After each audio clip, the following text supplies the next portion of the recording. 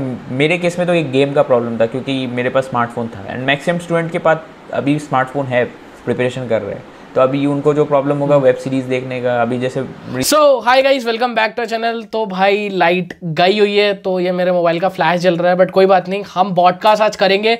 और आज हमारे सामने है ऋतिक भैया। आप ऋतिक भैया को जानते होंगे। ऋतिक भैया का बहुत बड़ा चैनल है, करीबन 20,000 से ज़्यादा सब्सक्राइबर है। हाय ऋतिक भैया, कैसे हो यार? हाँ, मैं एकदम बढ़िया हूँ and thank you for inviting me in your channel. So Hrithik भाई ने बहुत सारे लोगों के साथ पॉडकास्ट करे हैं, स्पेशली आईआईटीएंस के साथ बहुत ज़्यादा पॉडकास्ट करे हैं, खुद आईआईटी में भी हैं। तो आज जो हमारे पॉडकास्ट हो गए, जो आपने मेरे को पूछे थे कमेंट बॉक्स में क्वेश्चन, हम उनके बारे में भी डिस्कस करेंगे, थोड़ी सी ऋतिक भाई की जर्नी के बारे में भी डिस्कस करेंगे। तो ऋतिक भाई यार, थोड़ा अपने बारे में यार पहले कुछ बता दो ऑडियंस को। Okay, myself Ritik Bayati. I am from second year from IIT ISM Dhanbad. Currently pursuing BTech in Petroleum Engineering. With that, I have a YouTube channel with more than 30,000 subscribers, and that's all about me. Thank you Hrithik भाई। तो ऋतिक भाई, सबसे पहले सवाल पे आ जाते हैं कि 2 साल आपने कितने साल दिए थे आईआईटी की जर्नी को? लाइक आप ड्रॉप ईयर थे या नहीं थे, या पहली 12th के साथ ही कर लिया था आपने? नहीं, मैंने 2 साल ही किया था, क्लास 11 एंड 12 ड्रॉप नहीं लिया था मैंने। बोर्ड के साथ ही किया था। तो यही सबसे बड़ा सवाल आ जाता है कि भाई 12th के साथ ही आईआईटी कैसे निकाले? कि कई लोग ड्रॉप ले लेते, क्या ऐसी गलतियां कर लेते हैं कि भाई हमें ड्रॉप लेने की नौबत आ जाती है? क्योंकि कई लोग कहते हैं भाई ले लिया ड्रॉप क्योंकि 12th नहीं हो पाई अच्छे से, 11th के बैकलॉग्स थे उसकी वजह से ख़राब हो गई। तो आपने क्या ऐसी चीज़ें कही थी कि आपको ड्रॉप ईयर लेने की नौबत ही नहीं आई? एक्चुअली मेरे साइड से तो मैंने कुछ एक्स्ट्रा किया नहीं था, जस्ट कोचिंग पे ही डिपेंडेंट था। बिकॉज टीचर्स हमेशा ये बोलते रहते थे कि आपको टेंशन नहीं लेना है, बिकॉज हम आपको जो भी करा रहे हैं सब सही करा रहे हैं। लाइक बिकॉज मोस्टली जो भी आईआईटी जेई के लिए कवर किया जाता है सब एनसीईआरटी बेस्ड रहता है, तो एनसीईआरटी तो कवर होते ही रहता है, ठीक है। सो जैसे कि मैंने बोर्ड्स के लिए भी जैसे अपेयर किया तो पता चला कि फिज़िक्स केमिस्ट्री मैथ्स में ऐसा कुछ नया नहीं था। जो मैंने 2 साल में पढ़ा है जेई प्रिपरेशन के टाइम में वही था, बट इंग्लिश एंड देन जो मेरा ऑप्शनल सब्जेक्ट था फिज़िकल एजुकेशन, उस पर बस थोड़ा पढ़ना पड़ा था। लाइक वो भी 20-30 डेज़ में आराम से कवर हो गया था एंड उससे एक डिसेंट परसेंटेज भी आ गया था बोर्ड में, समथिंग 94%। तो एज सच उतना कुछ टेंशन नहीं लेना पड़ता, जो भी चीज़ होता है सब कोचिंग कवर करा देते हैं। ओके तो ऋतिक भाई, आपने कई सारे लोगों के साथ पॉडकास्ट करा है, स्पेशली आईआईटीएंस के साथ। आपको वैसे क्या फैक्टर दिखता है कि उन लोगों में कॉमन है कि उनने ये सब चीज़ करी थी? हर बार आप एक नए बंदे के साथ पॉडकास्ट करते हो तो आपको क्या ऐसे कॉमन फैक्टर देखने मिलता है उन सब में? ओके, तो मोस्टली जो भी बच्चे होते हैं सबके ये प्रॉब्लम्स तो होते ही है, बैकलॉग्स वाले प्रॉब्लम्स होते हैं, डिस्ट्रैक्शन वाले प्रॉब्लम्स सभी के होते हैं जो भी आईआईटी में है। बट सबका ये एक होता है कि पेशेंस, कंसिस्टेंसी, ये सब पे कॉमन फैक्टर होता है। भले ही ये सब सारे फैक्टर्स है कि जैसे कुछ बच्चे होते हैं कि बैकलॉग्स बहुत हो गए, भैया अब तो हम पढ़ाई नहीं करेंगे, क्यों बैकलॉग्स हो गए, कवर कैसे करें भैया।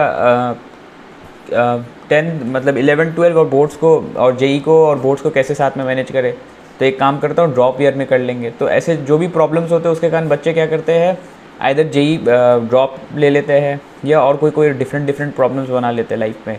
बट बाकी जो भी अभी जिससे मैंने जिनके साथ मैंने पॉडकास्ट लिया है, लाइव सेशंस लिया है, मोस्टली हर स्टूडेंट्स कभी भी गिव अप नहीं किए। जो भी प्रॉब्लम्स है उसका सॉल्यूशंस निकाल के एंड देन कैरी ऑन करते रहे, ठीक है। लाइक जैसे बहुत सारे प्रॉब्लम्स आते हैं जो भी जेई एस्पिरेंट्स होते हैं कि कौन से पर्टिकुलर बुक्स फॉलो करें। लाइक कोचिंग में अपन अगर जब पढ़ते हैं तो वो फलाना बच्चा वो बुक कर रहा है, कोई एससी वर्मा कर रहा है, कोई रोड ऑफ कर रहा है। तो जब पता चलता है कि वही रोड ऑफ कर रहा है एंड मैं एससी वर्मा में मेरे को प्रॉब्लम हो रहा है, तब फिर ऐसा लगने लग जाता है कि मैं कर रहा क्या हूँ, वही रोड ऑफ कर रहा है, मेरे से एससी वर्मा नहीं बन रहा है। बट ऐसे प्रॉब्लम्स को भी उन्होंने खुद से सॉल्व किया, टीचर्स के थ्रू सॉल्व किया या जो भी उनके मेंटर्स हैं उनके थ्रू सॉल्व किया एंड आगे बढ़ते रहे। ऐसा नहीं है कि ये प्रॉब्लम के कारण वो रुक गए एंड फिर प्रॉब्लम के कारण छोड़ दिए प्रिपरेशन। एंड ऐसे बहुत सारे बच्चे करते हैं। जैसे मैं इतने टाइम से यूट्यूब पे गाइड कर रहा हूँ बच्चों से, तब पता है कि लाइक बहुत ईजीली गिव अप कर देते हैं। एंड जो भी प्रॉब्लम्स होते हैं वो सब मेरे चैनल पे कमेंट सेक्शन पे मेरे को दिखते रहते हैं एंड बस पूछते रहते हैं कि भैया इसका सॉल्यूशन बता दो। बट वो लोग अपने तरफ से ये नहीं करते कि इसका सॉल्यूशन क्या हो सकता है प्रोबेबली, क्योंकि पढ़ना तो पड़ेगा, ये तो चीज़ आपको समझना होगा, है ना। तो आपने अभी अपने चैनल के बारे में बात करी, तो सबसे कॉमन कमेंट आपको क्या देखता है? आपकी हर एक वीडियो में होता है यार ये चीज़ तो बहुत कॉमन टॉपिक है, इन सब को यही एक कॉमन चीज़ टैकल करनी आनी चाहिए, क्वेश्चन जो आपको मिलता है अपने वीडियोस में। हाँ, तो सबसे कॉमन जो मेरे को मिलता है वो है कि भैया can I crack JEE if I start now. ये मैक्सिमम कमेंट सेक्शन में तो मिल ही जाता है ये सेम चीज़। एंड मतलब स्टार्ट नाउ, कभी ये स्टार्ट नाउ होता है 2 महीने पहले, कभी 3 महीने पहले, कभी जस्ट 10 डेज़ पहले, कभी 15 डेज़ पहले। बट स्टूडेंट्स को ये प्रॉपरली लिखना चाहिए कि स्टार्ट नाउ का मतलब क्या है। अगर आप एकदम फ्रेश स्टार्ट कर रहे हो, 11-12 कुछ फाउंडेशन भी क्लियर नहीं है, एनसीईआरटी सब कुछ क्लियर नहीं है ना, आप सोच रहे हो कि अब आप जेई का प्रिपरेशन करोगे तो क्या मैं निकाल लूँगा जेई, ऑब्वियसली इसका कोई सेंस नहीं बनता। प्रैक्टिकली तो पॉसिबल नहीं है। एंड भले ही मैं आपको कुछ मोटिवेट करने के लिए ऐसा बोल देता हूँ हाँ कर लोगे, बट ऐसा हो नहीं सकता। कैसे कर सकते हो आप? जो प्रिपरेशन बच्चे 1 साल से कर रहे हैं, 2 साल, 3 साल, 4 साल से, आप उसको 10 दिन, 15 दिन, 2 महीने में कैसे कर लोगे? कर लोगे 2 महीने में, 3 महीने में कर लोगे, बट उतना मतलब 60, 70, 80 प्लस स्कोर लाना बहुत मुश्किल हो जाएगा उस केस में। ठीक है, सो वही चीज़ है कि पहले अगर आप इस तरह के कमेंट कर रहे हो तो आपको पता होना चाहिए कि एक आपका फाउंडेशन क्लियर होना चाहिए। अगर आपने 11-12 एनसीईआरटी लेवल तक किया है, फिर आप बोल सकते हो कि can I clear JEE if I start now. हाँ, फिर आप 2 महीने में कर सकते हो अगर आप प्रीवियस ईयर क्वेश्चंस अच्छे से करो, पता करे कि क्या क्या क्वेश्चंस आए हुए एनटीए की तरफ से। ठीक है, एंड फिर थोड़ा सा खुद से रिसर्च करो, मॉक पेपर्स दो। ठीक है, एंड जो भी प्रॉब्लम्स हो रहे हैं मॉक पेपर्स के थ्रू एनालाइज करो एंड मूव ऑन करते रहो। देन कुछ ना कुछ आप अच्छे से ला पाओगे मार्क्स, समथिंग 100।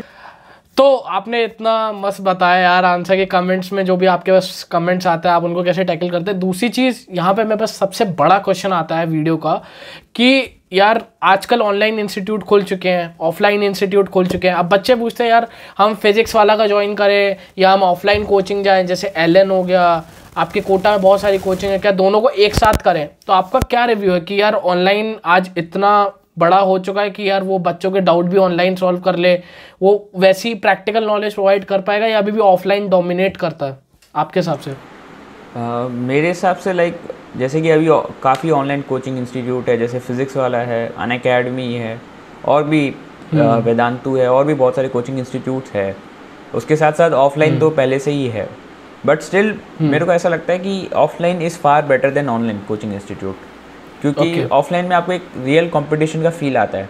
आप रूम में बैठे बैठे खुद ही आप सोच रहे हो कि मैंने ये कर लिया वो कर लिया, बट आपको पता ही नहीं चल रहा आप compete कर रहे हो जिस बच्चों के साथ, उसने क्या किया, फील ही नहीं आएगा। आप करके जा रहे हो 2-3 एक्सरसाइज कंप्लीट, एंड वही एक बच्चा पूरा मॉड्यूल कंप्लीट करके आ रहा है 1 दिन में या 2 दिन में, 3 दिन के अंदर में। तो आपको पता नहीं चल रहा है कि सामने वाला आपका जो कॉम्पिटिटर है वो क्या कर रहा है। एंड जेई प्रिपरेशन में आपको इसका भी टच होना चाहिए, आपको कंपटीशन का फील आना चाहिए, क्योंकि आप 1, 2, 3, 4 बच्चों के साथ कॉम्पीट नहीं कर रहे हो, यहाँ पे लाखों बच्चों के साथ कॉम्पीट करने वाले हो।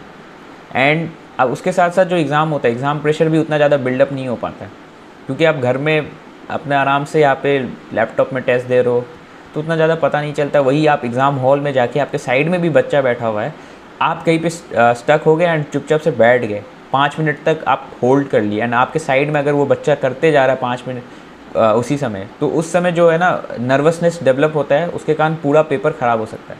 या फिर ऐसा होता है कि पेपर में पहले 3 क्वेश्चंस नहीं बने, तब फिर अपन नर्वस हो जाते हैं स्टार्टिंग के 3 क्वेश्चन नहीं बनने से। तो वो चीज़ जो होता है वो एक्चुअल में एग्ज़ाम हॉल में ही फील आता है। तो इसलिए और भी बहुत सारे फैक्टर्स हैं ऑफलाइन में, वो जो टीचर स्टूडेंट रिलेशनशिप है, जो डाउट सॉल्विंग चीज़ें हैं, एंड और भी बहुत सारे फैक्टर्स हैं। तो offline is far better than online, but still Covid के कारण हम लोग को ऑनलाइन स्विच करना पड़ा। सो ऑनलाइन काफ़ी इंस्टीट्यूट है, अगर कोई स्टूडेंट जैसा है कि ऑफलाइन ज्वाइन नहीं कर सकता कोई सर्टेन रीज़न से, मे बी फाइनेंशियली या फिर और कोई डिफरेंट फैक्टर है, तो अगर ऑनलाइन कौन से कोचिंग इंस्टीट्यूट प्रेफर करे, तो काफ़ी इंस्टीट्यूट है, फिज़िक्स वाला अनअकैडमी है। तो ऑब्वियसली मैं तो फाइनेंशियली अगर बात करूँगा तो फिज़िक्स वाला बेस्ट है, बिकॉज आपको सबसे कम रेट पे लाइक 4,000-5,000 में आपको पूरा का पूरा आपको कोर्स मिल जाता है। वही अनअकैडमी में आपको something 30,000-40,000 and more than that पे करना पड़ता है। ठीक है, सो ऑब्वियसली मैं फ़िज़िक्स वाला प्रेफर करूँगा, एंड काफ़ी अच्छा है फिज़िक्स वाला का जो भी है ऑनलाइन कोचिंग। अलग सर ने काफ़ी अच्छे मॉड्यूल्स भी, मतलब मॉड्यूल में भी क्वेश्चंस अच्छे हैं, एंड या फिज़िक्स वाला इज़ एनफ। काफ़ी बच्चे पूछते रहते क्या फ़िज़िक्स वाला एनफ है जेई क्रैक करने के लिए, फ़िज़िक्स वाला एनफ है, एंड ये क्वेश्चन पूछना बंद कर दो, बिकॉज कोई कोचिंग इंस्टीट्यूट, इतनी बड़ी कोचिंग इंस्टीट्यूट आया है एंड उससे फिज़िक्स वाला ने रिजल्ट्स भी दिए है जेई में। आप पास्ट ईयर देखना, आईआईटी जेई में रिजल्ट्स आए हैं फिज़िक्स वाला की तरफ से, तो ऑब्वियसली आप बिलीव कर सकते हो, क्योंकि आप भी वही टीचर से पढ़ोगे जिस टीचर से बच्चे ने रिजल्ट दिया है, तो ऑब्वियसली आप उस पर बिलीव कर सकते हो एंड पढ़ सकते हो। And that's all from my side. Like physics वाला जो है ना, उनने अपनी लेगेसी क्रिएट कर रखी है। आई थिंक उनने एक बहुत अच्छी लेगेसी क्रिएट कर रखी है कि आज के टाइम में मार्केट में इतना सस्ता कोर्स किसी और ने नहीं निकाला। लाइक अब और प्लेयर्स आ रहे हैं, but the legacy that he has created is like mind blowing. एक चीज़ बहुत कॉमन आती है हमारे पास, बहुत कॉमन है कि भाई हमने 11th कर दी है वेस्ट, अब बची है सिर्फ 12th, तो कैसे फोकस करें, कैसे बैकलॉग्स को कवर करें। आपके पॉइंट ऑफ व्यू से आपने कई सारे आईआईटीएंस का इंटरव्यू लिया है, आपने उनको पॉडकास्ट में लाया, तो आपने उनसे कैसे सीखा, लाइक क्या मतलब आपको समझ में आए खुद भी कि आपने कैसे कवर करी अपनी 11th में बैकलॉग्स? उसके लिए क्या स्ट्रेटेजी है कि बंदा 12th में आप 11th की बैकलॉग कवर करनी, उसको कैसे? ये जो 11th का बैकलॉग वाला प्रॉब्लम है, ये भी बहुत कॉमन है। एंड जितने भी मैंने आईआईटीएन सबके साथ अभी तक इंटरेक्ट किया है, एंड मैंने खुद भी अपने प्रिपरेशन के टाइम में मेनली 12th के समय ही ये बैकलॉग्स को कवर किया है। 12th पे जैसे अपन टाइम निकालते थे, कभी 1 घंटे निकालते थे, कभी 2 घंटे, कभी 3 घंटे, जितना हो सके, जितना टाइम मिल पाता है उसी टाइम पे अपन 11th को रिवाइज करते, या फिर जो भी बैकलॉग्स क्रिएट हुए रिवीजन भी कर सकते हो जिन बच्चों का बैकलॉग्स बहुत कम है, एंड जिनका मतलब बैकलॉग्स ज़्यादा है तो पहले वो बैकलॉग्स कवर करो। एंड बैकलॉग्स में भी मेनली यही बोलूँगा मैं, बैकलॉग्स में सबसे पहले 11th के इंपॉर्टेंट चैप्टर्स को कवर करो। ऐसा क्यों कह रहा हूँ, क्योंकि 12 में ऐसा होता है कि बहुत सारे चैप्टर्स 11th के प्री रिक्विजिट्स होते हैं। अगर आपका वो क्लियर है देन आपको 12 में वो समझ में आता है। बहुत सारे चैप्टर्स है 12 में से, तो 11th में जैसे तो आप 11th के टॉपिक्स को थोड़ा बता सकते हो? हाँ, कुछ हाईलाइटेड। जैसे फिजिक्स के केस में पूरी मैकेनिक्स आपको क्लियर होनी चाहिए, रिजिड बॉडी डायनेमिक्स तक। फ्लूइड मैकेनिक्स भले ही क्लियर ना हो तब चल जाएगा, बट आरबीडी भी थोड़ा क्लियर होना चाहिए, जैसे momentum conservation, angular momentum conservation, उतना पार्ट तो क्लियर होना चाहिए। रिजिड बॉडी डायनेमिक्स में टॉर्क कैसे निकालते, सेंटर ऑफ मास में भी मोमेंटम कंजर्वेशन वाला पार्ट, सेंटर ऑफ मास निकालते कैसे, ये सब थोड़ा पोर्शन क्लियर होना चाहिए। एंड बाकी जो भी चैप्टर्स है, वर्क, पावर, एनर्जी, तो मैकेनिक्स आपका कवर होना चाहिए अच्छे से, सो दैट आपको 12 में कोई प्रॉब्लम ना है। एंड फ्लूइड मैकेनिक्स जो पोर्शन है वो आप स्किप कर सकते हो पहले मैकेनिक्स, बाकी मैकेनिक्स का पार्ट को कवर करने के लिए, क्योंकि फ्लूइड मैकेनिक्स का उतना रोल नहीं होता 12 में। स्टिल एक थोड़ा आइडिया होना चाहिए फ्लूइड मैकेनिक्स मेन कॉन्सेप्ट क्या है उसमें। एंड बाकी और भी चैप्टर्स है 11th के फिजिक्स में, उसको आप बाद में कवर कर सकते हो। सिमिलरली मैथ्स में बेसिक मैथ्स है, सीक्वेंस एंड सीरीज़ है, क्वाड्रेटिक इक्वेशन है और कोऑर्डिनेट ज्योमेट्री है, ये सब इंपॉर्टेंट है, ठीक है, जो कि आपको 12 में काम आएंगे। 12 में जब आपको पढ़ाया जाता है हाइपरबोला, एलिप्स, ये सब, तब आपको सर्कल, स्ट्रेट लाइन, ये सब के कॉन्सेप्ट काम आते हैं। फिर केमिस्ट्री के केस पे भी मोल कॉन्सेप्ट्स हो गए, फिर केमिकल बॉन्डिंग हो गया, बेसिक्स ऑफ केमिकल बॉन्डिंग, तो ये सब जीओसी हो गया, आइसोमेरिज्म, सब काम आता है 12 के केस में। अगर आपका जीओसी आइसोमेरिज्म क्लियर नहीं है तब आपको 12 की ऑर्गेनिक केमिस्ट्री में बहुत ज़्यादा प्रॉब्लम होगा, क्योंकि मेन आपके जीओसी एंड आइसोमेरिज्म के ही कॉन्सेप्ट्स में पूरी 12 की जो केमिस्ट्री वो बेस्ड है ऑर्गेनिक की, तो ये सब प्रॉब्लम्स आपको होंगे, तो इसलिए प्री रिक्विजिट्स पे इनको कवर करना सही रहेगा। एक सेल्फ स्टडी बहुत इंपॉर्टेंट फैक्टर है। कई बच्चे अपने, मैंने देखे हैं कि 11th-12th में आते हैं बस कोचिंग पे ही डिपेंड होते हैं, सेल्फ स्टडी को इंपॉर्टेंस नहीं देते। तो आपके हिसाब से सेल्फ स्टडी कितनी इंपॉर्टेंट है, उसमें क्या क्या फैक्टर्स इंक्लूड होने चाहिए? भाई ये चीज़ तो कर सेल्फ स्टडी के टाइम पे, जो आपको बहुत सारे आइडियंस ने बताए होंगे, जो आप यहाँ शेयर करें। सेल्फ स्टडी लाइक सबसे इम्पॉर्टेंट पार्ट होता है अपने जेई प्रिपरेशन में। लाइक 10th तक क्या होता था, स्पून फीडिंग होता था हम लोग का, तो कि लाइक जो भी टीचर्स बता देते थे वो, बोर्ड्स में भी ऐसा कुछ चक्कर नहीं था, लाइक आराम से सब हो जाता था।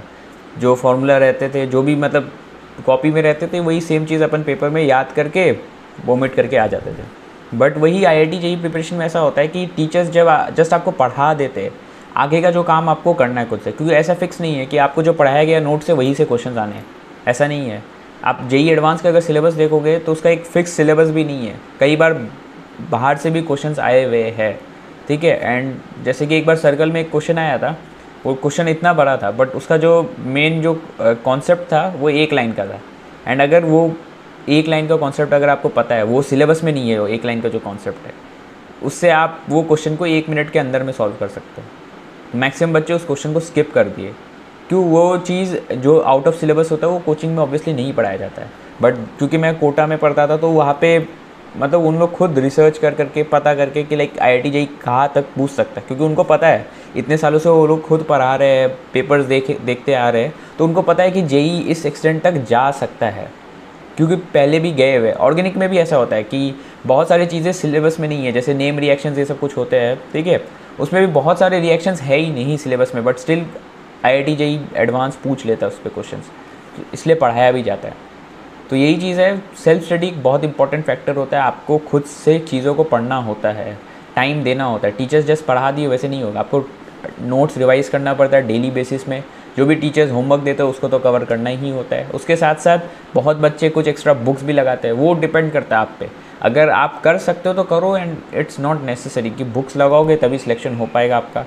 बट यही है कि डिफरेंशिएटिंग फैक्टर बन जाएगा कि हर बच्चा नोट्स एंड जो टीचर होमवर्क दे रहा हो तो करके जाएगा ही, बट उसके साथ साथ अगर आप कुछ एक डिफरेंट चीज़ कर रहे हो तो आप भी डिफरेंट रहोगे, एंड वो आपको कुछ ना कुछ एडवांटेज तो डेफिनेटली देगा। मे बी आप रिवाइज़ कर लो, जो पास्ट टॉपिक्स पढ़ा दिए गए वो भी कर सकते हो, ज़रूरी नहीं है बुक्स लगाओ। तो वो चीज़ है, सेल्फ स्टडी डेफिनेटली आपको कुछ ना कुछ एडवांटेज देगा, एक अपर हैंड देगा। एक बहुत कॉमन डाउट होता है कि भाई मेरे को बहुत सारे ड्रॉप ईयर मैसेज करते हैं, क्या भैया जब हम ड्रॉप ले रहे हैं, उन्होंने 2 साल की कोचिंग कर ली, they have the notes, they have the module of 11th-12th, क्या ड्रॉप ईयर में कोचिंग ज्वाइन करनी चाहिए नहीं करनी चाहिए? मुझे पता है आपको एक्सपीरियंस नहीं है, बट कई IITians हैं जिन्हें ड्रॉप ईयर भी करा है और उसके साथ वो IIT बॉम्बे, IIT दिल्ली, बहुत सारी बड़ी बड़ी IITs में गए।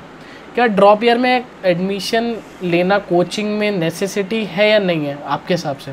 मेरे हिसाब से ड्रॉप ईयर हो या कोई सा भी ईयर हो, लाइक उस पर आपको जैसे पार्शियल ड्रॉप भी होता है, उस पर भी एडमिशन लेना मेरे को लगता है कि ज़रूरी है, क्योंकि एक गाइडेंस जो होता है वो डिफरेंट होता है। जैसे मेरे केस में भी है कि जैसे मैं कोई अपना कॉलेज में कोई एक डिफरेंट स्किल सीख रहा हूँ, जैसे वेब डेवलपमेंट सीख रहा हूँ, तो वेब डेवलपमेंट जब मैं यूट्यूब से करने जाता हूँ एंड एक कोर्स लेके करता हूँ तो उसमें बहुत डिफरेंस है। यूट्यूब में मैं फ्री में कर रहा हूँ तो मेरे को कोई टेंशन नहीं है, फ्लेक्सिबिलिटी है, मैं कभी भी कर सकता हूँ। एंड कभी कभी ऐसा होता है कि मैं एक हफ्ते नहीं कर रहा हूँ वो चीज़, बट वही अगर मैं कोई कोर्स लेके कर रहा हूँ एंड वो कोर्स का कोई फिक्स ड्यूरेशन है, तो मेरे को पता है कि इसके बाद तो मैं कोर्स को एक्सेस नहीं कर सकता हूँ, तो उसके चक्कर में मैं उसको करता हूँ, क्योंकि पैसे लगे ऑब्वियसली, एंड पैसे का वैल्यू पता है, तो उसी के चक्कर में मैं वो कोर्स करता हूँ एंड उससे मेरा कोर्स कंप्लीट भी हो जाता है। तो वही चीज़ है, अगर आप भी कोई एक कोर्स लोगे, भले ही ऑनलाइन लो ऑफलाइन लो, तो उसमें अगर आप करोगे उसको फॉलो, तो ऑब्वियसली एक सीरियसनेस अलग ही रहेगा रैदर देन ऑनलाइन स्टडी, मतलब खुद से सेल्फ स्टडी करने का। तो वही चीज़ है कि आई प्रेफर कि go for a coaching online और ऑफलाइन। और आपका क्या एडवाइस है 1 से 2 महीना पहले JEE का, मतलब बच्चा स्टार्ट कर दे ये चीज़ 1 से 2 महीने पहले वो कैसे अपना रूटीन बदले, कैसे प्रिपरेशन स्टार्ट करे जब JEE आने वाला है? ओके, तो लाइक सबसे पहले चीज़ है कि लेट नाइट स्टडी बहुत बच्चे करते हैं, एंड मैं बोलता हूँ जिसको पसंद है लेट नाइट स्टडी ऑब्वियसली कर सकते हो, जैसे मैं कॉलेज में खुद करता हूँ। बट एक चीज़ है कि ये लेट नाइट स्टडी आप कर रहे हो, बट जस्ट एग्ज़ाम से 2 महीने पहले आपको लेट नाइट स्टडी अवॉइड करना होगा, क्योंकि वो कहीं ना कहीं आपको प्रॉब्लम देगा। क्योंकि आपको पता है आपका जो पेपर होने वाला है वो 9 to 12 एंड 2:30 to 5:30 के स्लॉट में होने वाला है। तो जनरली बहुत लोगों को आदत होता है 9 बजे भी सोने का, तो वो बायोलॉजिकल क्लॉक ऐसा सेट हो जाता है कि आप 9 बजे आपका माइंड इनएक्टिव ही रहेगा। अगर आप एग्जाम हॉल में बैठ जा रहे हो यही स्लीप शेड्यूल फॉलो करके, तो आप 9 बजे सही जो आप कर सकते थे, अगर आप मॉर्निंग रूटीन फॉलो करते हो वो नहीं कर सकते हो। मे बी आपको नींद आए या ज़्यादा आप एक्टिव ना रहो, ज़्यादा आपका ब्रेन काम नहीं कर रहा है या कुछ ऐसा प्रॉब्लम आपको आएगा। तो इसलिए एडवाइसेबल होता है कि एग्ज़ाम से 1-2 महीने पहले तो आप स्लीप साइकिल चेंज कर लो, सो दैट मॉर्निंग में आप पढ़ना स्टार्ट कर दो। एंड 9 to 12 वाले स्लॉट में तो आप मैक्सिमम कोशिश करो कि थ्योरी से कम आप क्वेश्चन ज़्यादा लगाओ, थ्योरी में कम फोकस करो। थ्योरी पे उससे पहले कर लो या 12 के बाद कर लो, बट क्वेश्चन ज़्यादा लगाओ, सो दैट आपका थिंकिंग स्किल्स भी बढ़े एंड उस समय आप ज़्यादा से ज़्यादा एक्टिव रहो, आपका माइंड ज़्यादा से ज़्यादा काम करे, सो दैट आप एक मैक्सिमम आउटपुट निकाल सको पेपर के समय। एंड वही 2:30 to 5:30 वाले स्लॉट में भी रहेगा कि इस समय आपको ऐसे करना है। एंड देन 3 आवर्स का सिटिंग हैबिट डेवलप करना है। जनरली बच्चे सब कर लेते 3 आवर्स का, ठीक है, जो नहीं कर पाते उनको करना है। एंड एग्ज़ाम से पहले मैं बोलूँगा 4 आवर्स का भी सिटिंग है, मतलब 3 को एक्सटेंड कर दो, समथिंग 4 आवर्स में 3:30 एक्सटेंड करके चलो, सो दैट आपको कोई भी प्रॉब्लम ना हो। 3 आवर्स में तो आपको एकदम ईजी लगे कि आराम से बैठ सके। तो ये कुछ चीज़ें होते हैं जो फॉलो करने होते हैं। एग्ज़ाम से पहले मॉक पेपर्स पे ज़्यादा से ज़्यादा फोकस करना चाहिए, लाइक क्योंकि मॉक पेपर से आपको पता चलता है कि आप मिस्टेक्स क्या कर रहे हो, एंड एग्ज़ाम में वो मिस्टेक्स आपको कमिट नहीं करना है। तो सबसे ज़्यादा एडवाइसेबल होता है कि एक कॉपी बना लो मॉक पेपर्स का, एंड सारे के सारे जो भी मॉक पेपर्स अटैम्प्ट किए उस सब के पेपर एनालिसिस एक कॉपी में लिख लो, एंड जितने भी एग्ज़ाम्स आप देते रहोगे मॉक फॉर्म में, उसको आप हर एग्ज़ाम से पहले वो पहले के जितने भी मॉक टेस्ट हुए सबके मिस्टेक्स देख के जाओ, सो दैट आप मिस्टेक्स को रिपीट ना करो। एंड आप डेफिनेटली एग्ज़ाम्स में देखोगे कि हर एग्ज़ाम में आपका 5 to 10 मार्क्स का इंक्रीमेंट हो रहा है जस्ट ये मिस्टेक्स अवॉइड करने से। एंड मैंने खुद अपने प्रिपरेशन के टाइम में देखा था ये चीज़, तो ऐसी चीज़ों को भी फॉलो करो। हाँ, तो एक सबसे मेन क्वेश्चन पे आ जाते हैं, जेई एडवांस के बारे में। आपका क्या एक्सपीरियंस है जेई एडवांस में? और आपने बहुत सारे आईटीएन से जब पूछा होगा ये जेई एडवांस के बारे में, तो आप सब ने क्या उससे एक सीख ली कि यार मैंने अगर आज ये गलती नहीं की होती तो मैं आज और बड़ी आईआईटी में होता है, मेरी रैंक और इम्प्रूव हो सकती थी? क्या वो गलती बता सकते हो, या आपने जो देखी है मोस्ट कॉमन मिस्टेक जो आईआईटीएंस भी कर देते हैं जेई एडवांस में, बट आप एडवाइस करना चाहोगे यार एडवांस के टाइम पे ये मत करना? ओके। तो सबसे पहले तो मेरे केस में क्या हुआ था कि कोविड का पीरियड था, तो जैसे कि ऑफलाइन चल रहा था सब चीज़, मैं कोटा में था, एंड उसी समय कोविड आया था, तो सब ऑनलाइन हो गया था। मैं खुद घर आ गया था, तो उस समय पहली बार जब मैं प्रिपरेशन करता था तब मेरे पास स्मार्टफोन नहीं था। तो ऑब्वियसली अब स्मार्टफोन आपको मिल रहा है, तो कुछ स्मार्टफोन के कारण डिस्ट्रैक्शंस हो गए थे। जैसे मैं गेम खेलना ज़्यादा स्टार्ट कर दिया था, मैं बहुत ज़्यादा गेम खेलता था, एंड मेंस का जो पोस्टपोन हो रहा है तो मैं खुद से अंदर से ही फील लाने लगता था कि अब मेरे मेंस पोस्टपोन ही होगा, एंड मैक्सिमम टाइम ऐसे ही हो रहा था। एक बार पोस्टपोन हुआ, फिर दूसरा बार हुआ, तो मैं अपने गेम में ही लगा रहता था। तो उसके कारण क्या हुआ कि मेंस में भी ये प्रॉब्लम मेरे को देखने को मिला कि मैं ज़्यादा सीरियस नहीं हो पाया था, क्योंकि आप मैक्सिमम टाइम जो भी लॉकडाउन पीरियड है आप उसमें गेम खेल के निकाल दिए, एंड अदर साइड में जो बच्चे जो वीक थे वो उस लॉकडाउन पीरियड का यूज़ किए एंड अच्छे से कवर किए सिलेबस, तो कहीं ना कहीं डिसएडवांटेज देखने को मिला। एंड वही मेंस के बाद भी क्या था कि वो गेम्स का जो एडिक्शन होता है वो तो कंटिन्यू मतलब था ही। तो एडवांस के समय भी थोड़ा थोड़ा खेलते थे, बट स्टिल थोड़ा कम था। एंड एडवांस के समय यही प्रॉब्लम था कि एक गेम का, मेरे केस में तो एक गेम का प्रॉब्लम था, क्योंकि मेरे पास स्मार्टफोन था, एंड मैक्सिमम स्टूडेंट के पास अभी स्मार्टफोन है, प्रिपरेशन कर रहे हैं, तो अभी उनको जो प्रॉब्लम होगा वेब सीरीज़ देखने का, अभी जैसे रिसेंट अच्छे अच्छे मूवीज़ आ रहे हैं, जैसे KGF आया, जो भी ब्लॉकबस्टर मूवीज़, RRR, ये सब, तो वो ऑब्वियसली ये सब मूवीज़ पे भी टाइम देने का, तो वो होता है एक चीज़ कि रिलैक्सेशन एक चीज़ होता है, एंड बाकी एंटरटेनमेंट अलग चीज़। आप रिलैक्सेशन बोल के आप 3-4 घंटे की मूवी नहीं देख सकते, अभी आपके पास ये टाइम नहीं है। मैंने अपने प्रिपरेशन के टाइम में एक भी मूवी नहीं देखी थी, वीडियोज़ देखे थे बट मूवी वूवी कुछ नहीं देखा था, ठीक है। तो एंड वो भी डिपेंड करता है, जैसे मैंने अपने चैनल पे एक बार आदित्य गुप्ता को भी बुलाया था, जैसे तो उसकी ऑल इंडिया रैंक 80 है, तो उससे बात किया था मैंने फर्स्ट टाइम, एंड उसने बताया था कि वो अपने प्रिपरेशन के टाइम में वेब सीरीज़ भी देखता था, गेम्स भी खेलता था, ठीक है। तो वही चीज़ आपको समझना होगा, सब बच्चे एक जैसे नहीं होते, सब आदित्य नहीं होते, सबका IQ एक लेवल का नहीं है। ज़रूरी नहीं है आप भी गेम खेलोगे तो आप भी आदित्य जैसा लेके आ जाओगे, ऐसा नहीं है, ठीक है। तो रिलैक्सेशन एक अलग चीज़ होता है, एंड आपको समझना होगा आपका पोटेंशियल क्या है, उसी हिसाब से आपको प्रोडक्टिव बनना होगा, ठीक है। एंड वही एडवांस से पहले मेनली देखो मिस्टेक्स, जैसे कि एक मैंने स्लीप साइकिल का बताया, वो मिस्टेक्स मत करना। एंड देन एडवांस के पेपर में क्या होता है कि 2-2 पेपर्स होते हैं, सो 6 आवर्स का सेटिंग आपको देखना होता है, ठीक है। एंड ये जो 12 के बाद जो पीरियड होता है, 2 घंटे का गैप अभी 2.5 घंटे का मिलने लग गया, इसमें बच्चे सब क्या करते हैं, मैं खुद यही करता था कि पढ़ता था, रिवाइज़ करता था, ठीक है। तो टीचर्स हम लोग को क्या कहते थे कि आप जो 2 साल से पढ़ रहे हो, क्या 2 घंटे में रिवाइज़ कर लोगे? 2 घंटे में क्या आप पूरा 2 साल का सिलेबस कंप्लीट कर लोगे? नहीं ना। क्यों आप 2 घंटे अपना ये चीज़ में बर्बाद कर रहे हो? रैदर आप आराम से गाना सुनो, मस्ती करो, पेरेंट्स से बात करो, जो करना है। जैसे आप एग्ज़ाम हॉल से निकलते हो तो पेरेंट्स से बात करो, बट फर्स्ट पेपर जैसा गया उसके बारे में बात मत करो, किसी से भी मत करो। आपके जो भी फ्रेंड्स होंगे, सपोज वो सामने जो फ्रेंड है वो बोलेगा मेरा फर्स्ट पेपर बहुत अच्छा गया, एंड वही आपका फर्स्ट पेपर बहुत ख़राब गया, तो आपको क्या लगेगा, मेरे लिए एडवांस नहीं है, इसका पेपर इतना अच्छा गया, मेरा ख़राब गया, मतलब मेरे लिए एडवांस नहीं बना, मैं IIT नहीं जा सकता। एंड वही सेकंड पेपर आपका अच्छा जा सकता था, बट क्योंकि आपके जो दोस्त ने ये कमेंट पास कर दिया, उसके कारण आपने हिम्मत खुद ही छोड़ दी एंड सेकंड पेपर देखते ही पाना आप नर्वस हो गए एंड पेपर में फिर ब्लंडर करके आ गए।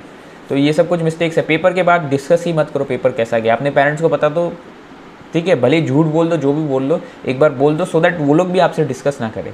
क्योंकि अगर आप पेरेंट्स को बोलोगे पेपर बहुत ख़राब गया तो वो लोग पूछेंगे उसके बारे में कि क्यों ख़राब गया, क्या हो गया, ये वो। बोल दो हाँ ठीक ठाक गया, हो गया। बाद में पेपर के बाद डिस्कशन कर लेंगे, दोनों पेपर के बाद। एंड इस पीरियड में ना ज़्यादा टेंशन मत लो, आराम से चिल हो, खाना पीना खाओ एंड पेपर में बैठने बैठो एंड ज़्यादा मत खाना, मतलब बहुत बच्चे बहुत खा लेते इस समय, ठीक है, चावल वावल ठीक है, राइस बहुत ले लेते हैं, ठीक है। नींद आएगी ना तो, हाँ नींद आने लग जाती है। बाकी दो, ठीक है। एंड अगर आपको पेपर के समय प्रॉब्लम हो रहा है तो ये चीज़ समझो कि आपको अकेले को नहीं हो रहा है। अगर आप सीरियसली प्रिपरेशन किए हो तो बाकी बच्चों को भी हो रहा होगा। तो आराम से पेपर देते रहो, बिकॉज आप जितना मैक्सिमम अटेम्प्ट करोगे एडवांस में उतना आपको एडवांटेज मिलेगा डेफिनेटली। आप ज़्यादा अटेम्प्ट करोगे तो ज़्यादा चांसेस होगा कि आपके नंबर ज़्यादा आएंगे, ठीक है। तो ज़्यादा से ज़्यादा अटेम्प्ट करो एंड कोई भी ऐसा क्वेश्चन हो रहा है कि बहुत टफ आ गया है तो उस चीज़ को स्किप कर दो, ठीक है, बिकॉज वो अकेला आपके लिए टफ नहीं है। एंड अगर आपका मैथ्स जैसे फेवरेट था, जैसे मेरा क्या था, मैथ्स फेवरेट था, तो मैं हमेशा कोशिश करता था कि मेरे सारे क्वेश्चंस बनाऊँ अपने तरफ से। तो आपको प्रूव नहीं करना है यहाँ पे कुछ, ठीक है, सारे क्वेश्चंस बना के नहीं आने। आपसे जो क्वेश्चंस बन रहा है कम से कम टाइम में 3 मिनट के अंदर 4 मिनट के अंदर उसको जल्दी से करो एंड आगे चलो। आपको 10 मिनट एक ही क्वेश्चन में देके वो क्वेश्चन करके आना है एंड प्रूव करना है कि मैं हूँ टॉपर या जो भी, ठीक है। तो प्रूव नहीं करना है हम लोग यहाँ पे कुछ, या। तो इस पॉडकास्ट के हम लास्ट क्वेश्चन पे आ जाते हैं और ये सबसे मतलब सबका यही एक क्वेश्चन होता है, हमने उठाए वैसे मोस्ट वैसे ही क्वेश्चन है, डिस्ट्रैक्शन और प्रोक्रेस्टिनेशन। लाइक डिस्ट्रैक्शन में अगर हम आ जाएं तो मोबाइल फ़ोन जैसे आपने बताया, या रिलेशनशिप हो गई। 11th-12th में हम सबको बहुत मन करता है भाई ये सब चीज़ें नहीं होती हैं, और एक केमिकल लोचा, हार्मोन लोचा तो हो ही रहा होता है। और प्रोक्रेस्टिनेशन, काम को टालना। तो बहुत सारे आइडिया से जब आपने बात करी तो उनने कैसे इसको कंट्रोल में करा या कैसे इसको अवॉइड करा, कैसे उन्होंने इसको कंट्रोल में करा, और आपने कैसे इसको अपने डिस्ट्रैक्शन को कंट्रोल में करा? जैसे कि मेरे केस में 11th-12th में तो ऐसा 11th में मैं स्मार्टफोन लेके गया था, तो कोटा गया था 11th में स्मार्टफोन लेके तो मतलब हॉस्टल में रहता था, तो ऑब्वियसली वो तो काफ़ी ज़्यादा डिस्ट्रैक्शन क्रिएट करता था। तो डिस्ट्रैक्शन में ऐसा क्या थे कि जो फ्रेंड्स पहले से कनेक्टेड थे उनसे कभी बात कर लेता था, मतलब 10th तक ऑब्वियसली जो मतलब स्कूल के फ्रेंड्स होंगे उन सब से बात कर लेता था व्हाट्सअप में। एंड देन एक गंदी आदत भी थी, जो भी क्वेश्चन नहीं बनते थे ना तो ऑनलाइन सर्च कर लेता था उस चीज़ को।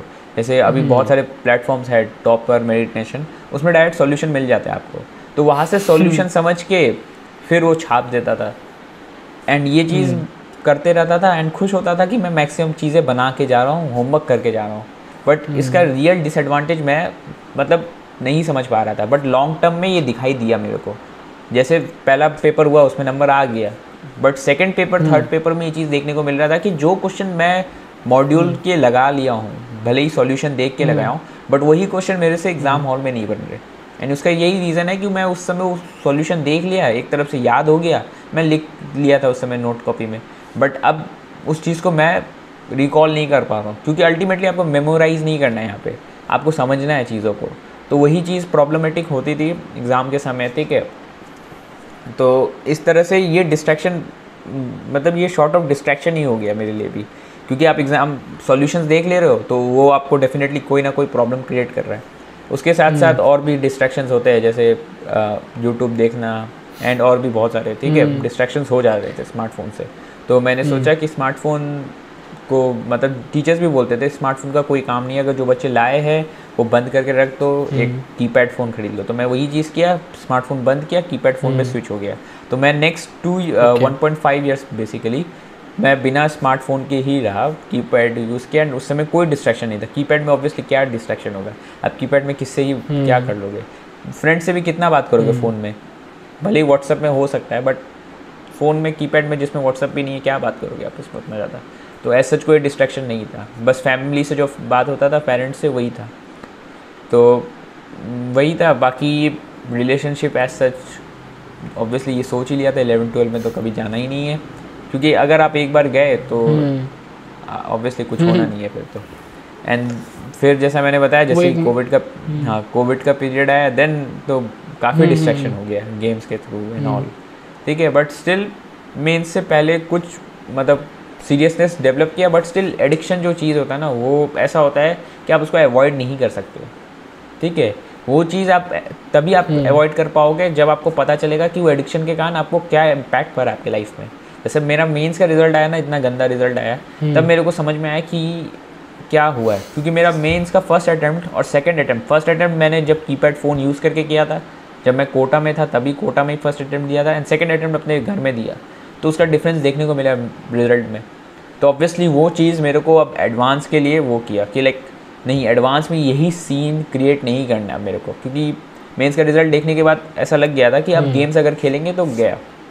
बट स्टिल एडिक्शन थी, तो दिन का आधा घंटा 10 मिनट गेम खेल लेता था, बट वो रिलैक्सेशन का पार्ट बन जाता है, क्योंकि उतना ज़्यादा वो दिक्कत नहीं देगा अगर आप आधा घंटा 10 मिनट खेल रहे हो। बट वही दिन में 4-5 घंटे खेल रहे हो तो वो एडिक्शन का पार्ट बन जाता है, ठीक है।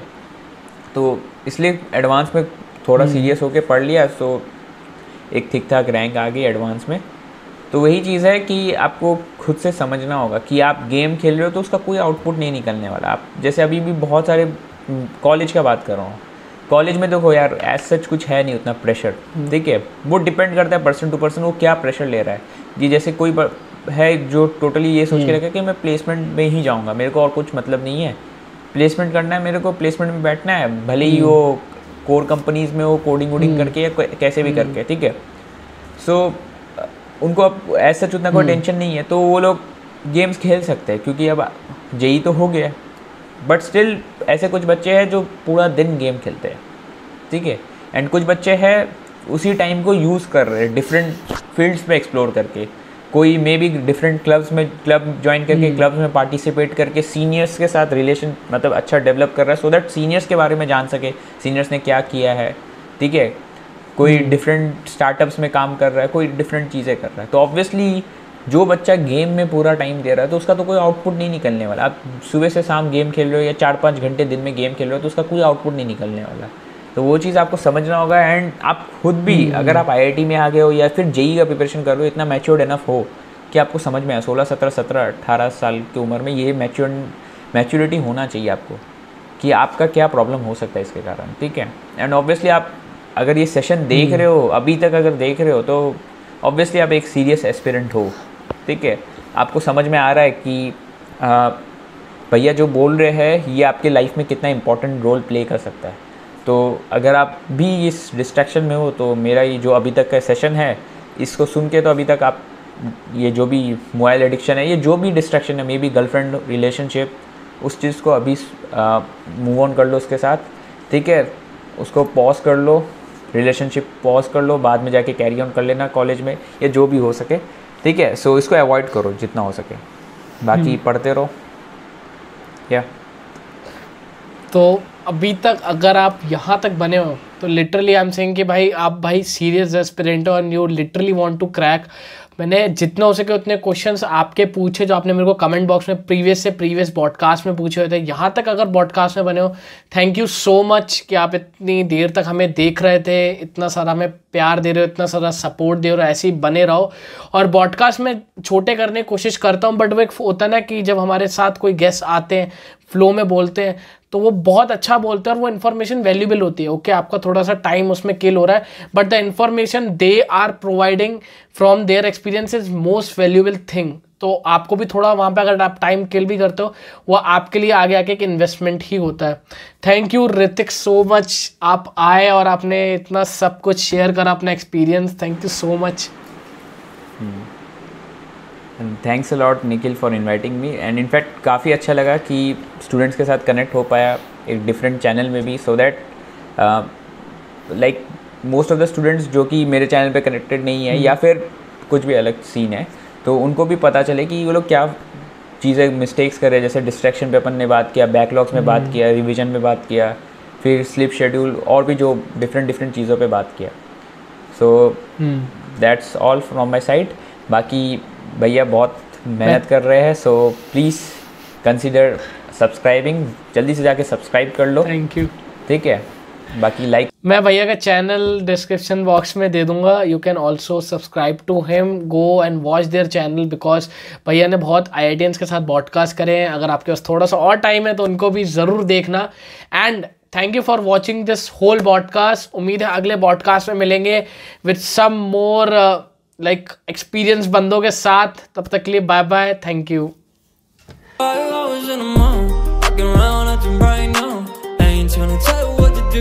Trying